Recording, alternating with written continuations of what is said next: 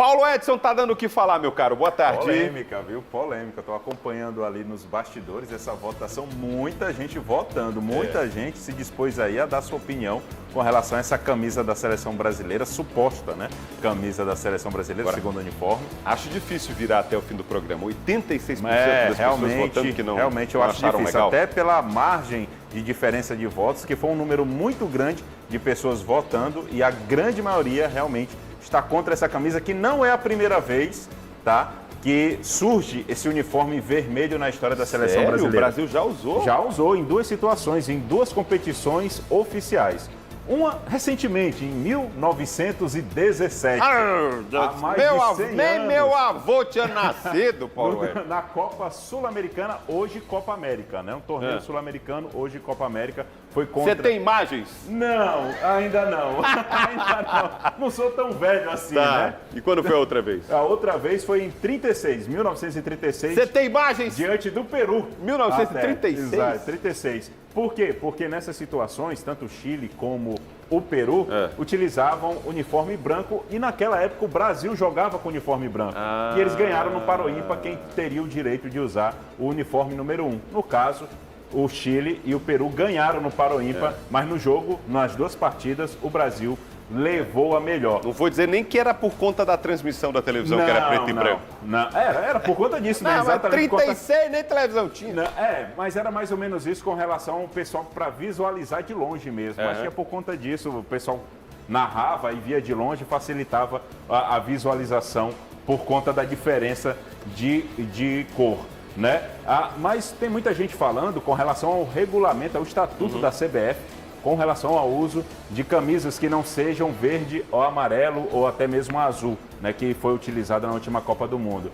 Tem o Estatuto de 2017, no inciso 3º, artigo 13, aliás, capítulo 3º, artigo 13, inciso 3. Meu filho está estudando... Não, mas eu botei a colinha estudando no direito, TP, é? Meu filho está estudando direito? No TP, nada, tá no TP, ó, bem bonitinho, obrigado, viu? Ele está com a cola aqui. Estou com a cola aqui no TP, tá? No capítulo 3, artigo 13, inciso 3º, que trata sobre a questão, que fala, né, que o uniforme oficial tem que ter azul, aliás, amarelo, azul ou verde, de acordo com a bandeira, mas que em certas situações pode sim haver uma cor diferente, como foi utilizada, por exemplo, aquele uniforme preto da Seleção Brasileira, em alusão à luta contra o racismo, aquele jogo em homenagem ao Vinícius Júnior, depois de toda aquela situação no Campeonato Espanhol. Então, apesar da fornecedora de materiais ainda não ter confirmado, tudo indica que sim, a Seleção Brasileira terá um uniforme semelhante a esse daqui, levando em conta que a próxima Copa do Mundo, 2026, é nos Estados Unidos. Então, talvez tenha uma relação com relação à cor e ao local, já que lá nos Estados Unidos eles têm uma relação muito forte com o vermelho e isso possa gerar uma empatia com o público americano. Essa seria a real intenção da fornecedora de material esportivo da CBF. Cenas para os próximos capítulos. Exato. Vamos falar do nosso quintal? Bora falar do nosso quintal, porque hoje tem time cearense em campo lá no interior pernambucano pela Copa do Brasil. É o Fortaleza que vai enfrentar o Retrô, né? Quem vai contar tudo é Océlio Pereira. Alô você, torcedor tricolor. Fortaleza estará jogando hoje à noite pela Copa do Brasil, 19 horas, em Pernambuco, contra Arena Pernambuco, né? Contra o time do Retrô, Copa do Brasil.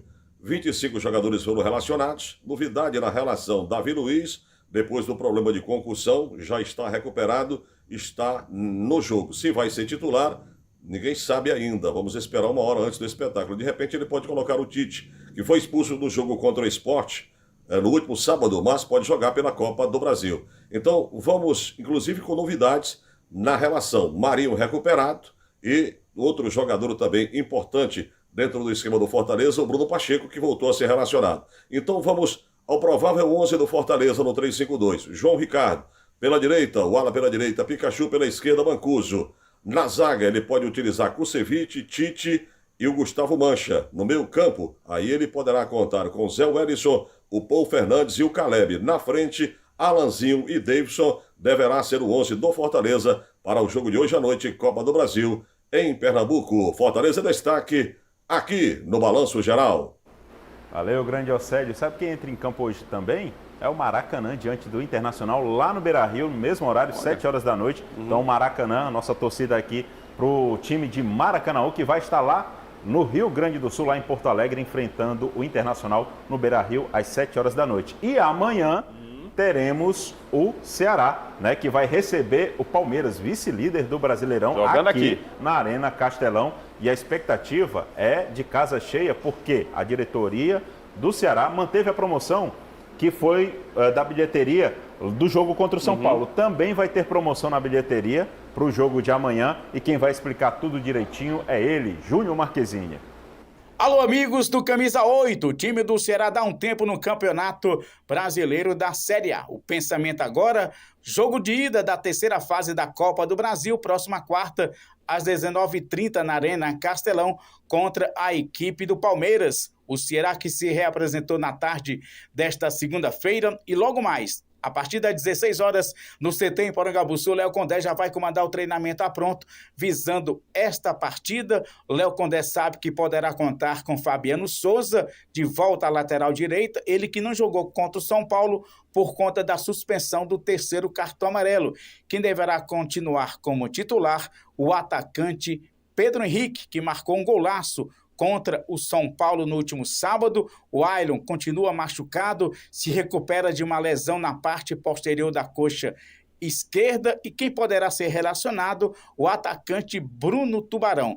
No último boletim médico do Ceará, informava que ele, Bruno Tubarão, está na fase final de transição. Se ele não for relacionado para essa partida contra a equipe do Palmeiras, deverá ser relacionado para o jogo de sábado, Campeonato Brasileiro contra o Vitória, lá no estádio Presidente Vargas. Muitos ingressos já foram vendidos de forma antecipada para a referida partida. Inclusive, o presidente do Ceará, João Paulo Silva, confirmou a mesma promoção do jogo de sábado contra o São Paulo está valendo para o jogo desta quarta-feira contra o Palmeiras pela Copa do Brasil. Júnior Marquezine com os destaques do Ceará para o programa Camisa 8 no Balanço Geral.